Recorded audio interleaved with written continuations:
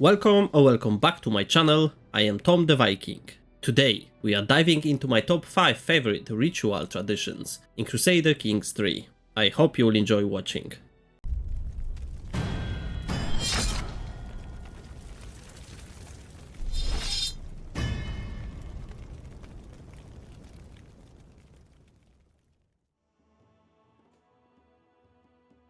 Raising runestones for your ancestors is not just a role-playing flavor, it's a powerful strategic decision in Crusader Kings 3.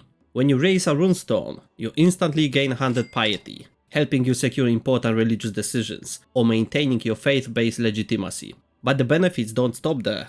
All vassals who share your faith gain a boost in opinion, improving internal stability and reducing the risk of rebellion. This is especially helpful in large realms or newly conquered lands when loyalty can be fragile. It's a subtle yet effective way to unify your realm through shared tradition and reverence. Even more impactful is the permanent modifier applied to the county where the runestone is raised. This modifier lasts until the end of the game, offering a long-term bonus to development or prosperity, an investment that pays dividends across generations. In essence, raising runestones ties together piety, politics, and realm management into one deeply immersive and rewarding tradition. It's a small action with lasting influence.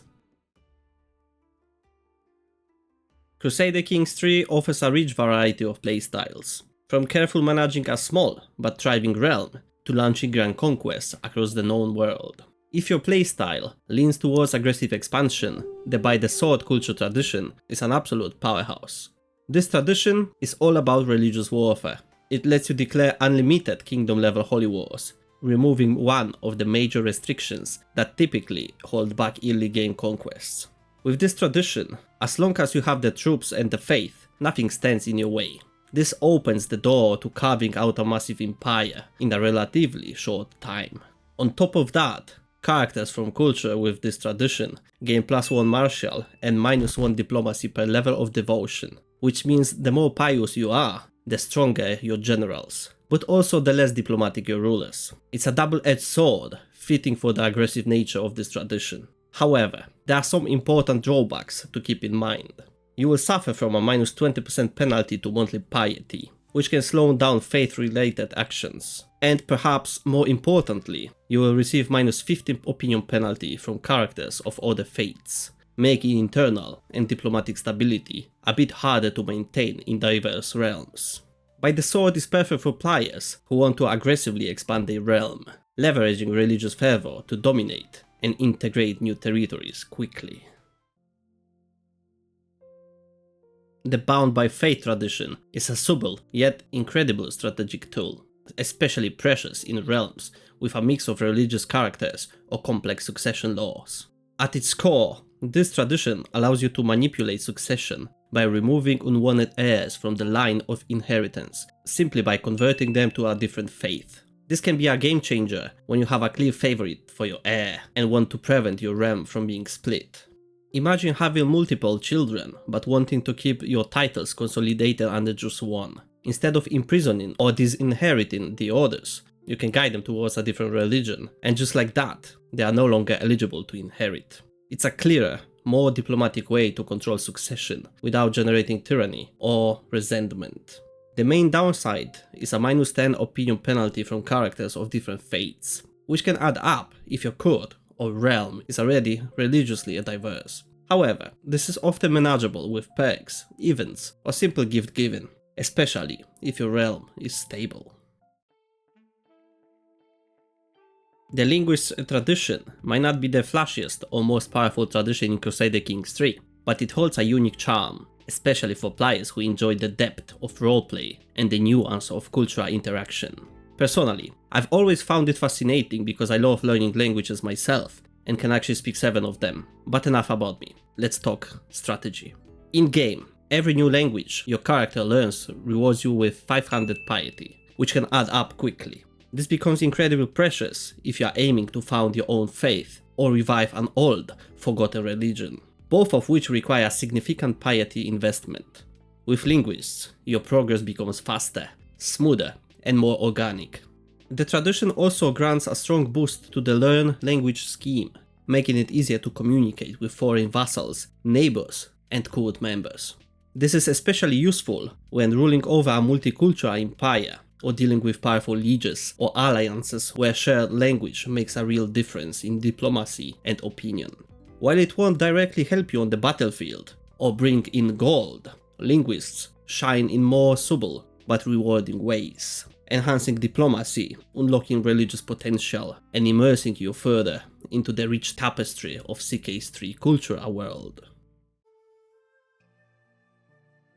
The water rituals tradition is easily one of my favorites, and it was introduced with the Legends of the Dead DLC.